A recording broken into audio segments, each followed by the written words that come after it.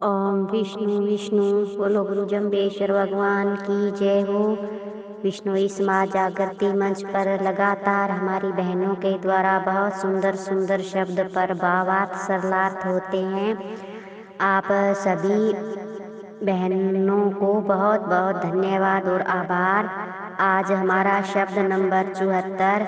आज गुरु महाराज योगियों के लिए बहुत ही उत्तम शब्द बता रहे हैं। आज गुरु महाराज कह रहे हैं कि एक योगी को जीवन कैसा जीना चाहिए।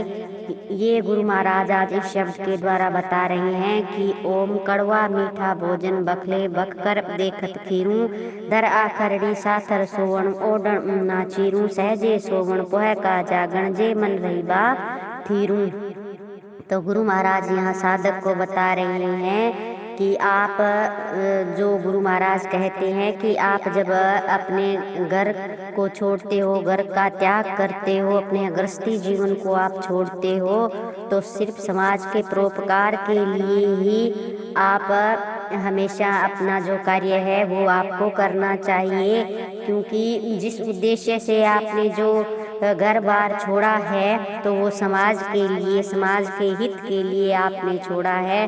कि हमने जो योगी के लिए गुरु महाराज कहते हैं कि आपको समाज को सही दिशा की तरफ जो उनका ध्यान है करना चाहिए। उनको धर्म का मार्ग बताना चाहिए कि धर्म पर किस तरीके से चला जाता है, धर्म के नियम मर्यादाएं, ये सब चीजें, धर्म पर चलना, यही आपका जो एक उद्देश्य होना चाहिए कि आप समाज को अच्छी दिशा दे सको। इसके लिए आपने जो अपना घर बार छोड़ा है, तो गुरु महाराज कहते हैं कि वहाँ पर आपको जो अपने खाने के लिए जो भिक्षा के रूप में आपको जैसा भी भोजन मिले, कड़वा मीठा रूखा सूखा भोजन जो भी मिले, उसको आपको प्रेम पूर्वक परमात्मा को समर्पण करके वो आपको खाना चाहिए। और गुरु महाराज कहते हैं कि वही भोजन आपके लिए खीर के समान ही है। तो गुरु महाराज कहते हैं कि महज एक स्वाद के लिए तरह तरह के भोजन करने से कोई फायदा नहीं होगा। उससे आपको लोभ और लालच होगा और उस मोह में पड़कर फिर जो आपकी जो एक बुद्धि है वो तामसिक प्रवृत्ति की हो जाएगी। तो इससे आपकी साधना में भी विघ्न पड़ेगा।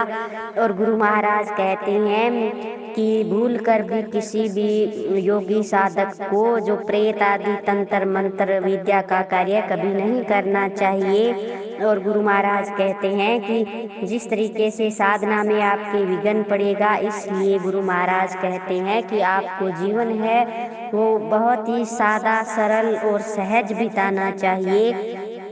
इसके लिए गुरु महाराज कहते हैं धर आखरणी साथर सोवण ओढ़ण उन्ना चीरू, सहजे सोवण पोह का जागन जे मन रही बाथीरू।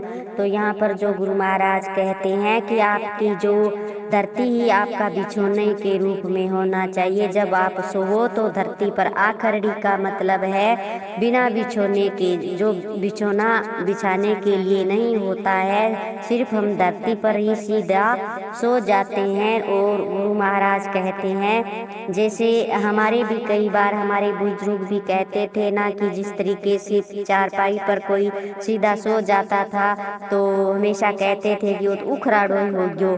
तो वो बात यहाँ पर गुरु महाराज आखरड़ी शब्द है वो बिना बिछोने के सोया जाता है, उसको बोलते हैं। और गुरु महाराज आगे कहते हैं ओढ़ण ऊना चीरू। तो ओढ़ने के लिए ऊन का जो पवित्र वस्त्र है वो ही एक साधक के लिए ठीक रहता है। और आगे गुरु महाराज कहते हैं से जय सोवन पोह का जागन जय मन रही बाथीरू। तो यहाँ पर गुरु महाराज कहते हैं कि जिस तरीके से आपको भोजन में रूखा सूखा मिल जाए वो परमात्मा को प्रेम पूर्वक आप ग्रहण करते हो, उसी तरीके से ही आपका जो सोने का के लिए आपको सिर्फ अपनी धरती पर ही सोना चाहिए। और ओढ़ने के लिए ऊन का वस्त्र और सहज सोवन मतलब सहज में ही आप उस किसी भी और किसी चीज में आप मत पड़ो, सहज रूप से आप सोओ। और सुबह जो ब्रह्म मुहूर्त में उठकर गुरु महाराज कहते हैं अपने नित्य प्रति के जो कार्य है उनसे निर्वत होकर फिर गुरु महाराज कहते हैं आपको अच्छी साधना उस परमात्मा का नाम लेना चाहिए, जिससे जो आपका चंचल मन है वो स्थिर होगा। और जब चंचल मन जो स्थिर होगा तो उसकी स्थिरता को जो मिटाने के लिए जो साधना होती है वह भी गुरु महाराज कहते हैं कि वो आपकी जो आप अच्छे तरीके से जब साधना करोगे तो आपका मन स्थिर होगा, तभी आप अच्छी साधना कर पाओगे। और गुरु महाराज कहते हैं अगर आप ऐसा नहीं करोगे तो वह जो एक गुरु महाराज कहते हैं कि यदि वह भी नहीं मिट सकी तो फिर कैसी साधना, कैसा योगी या कैसा साधु है। तो गुरु महाराज यहाँ कहना चाहते हैं कि आपको सहज में सोकर सुबह ब्रह्म मुहूर्त में उठकर उस परमपिता परमात्मा को याद करोगे तो आपका मन है वो स्थिर रहेगा। और आगे गुरु महाराज कहते हैं सुर्ग पहेली सांबर जीवड़ा पह उतरी बात तीनों, तो हे जीव यह स्वर्ग एक पहेली के समान है। तो गुरु महाराज कहते हैं कि जिस प्रकार से जो लोग पहेलियां पूछते हैं और उस उलझन में डाल देते हैं, वही चीज है यहाँ पर। तो वो उलझन कोई ज्ञानी पुरुष ही सुलझा सकता है। तो गुरु महाराज कहते हैं आप इन चक्रों में, इन उलझनों में आप नहीं पड़ो।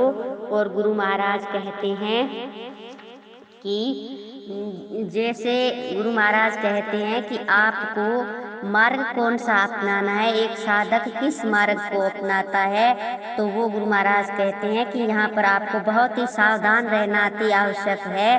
और गुरु महाराज कहते हैं कि अगर आपको उस स्वर्ग तक पहुंचना है तो इन पहेलियों को छोड़कर आप गुरु महाराज के बताए हुए, उस परम पिता के बताए हुए सदपंथ को स्वीकार करके उस पर आप चलो। और उस पर जब आप चलना प्रारंभ करोगे तो निश्चित ही उस मोक्ष धाम को पहुंच जाएंगे। यह है गुरु महाराज का 74 नंबर का आज सारांश हमारे सामने। बोलो गुरु जम्बेश्वर भगवान की जय हो।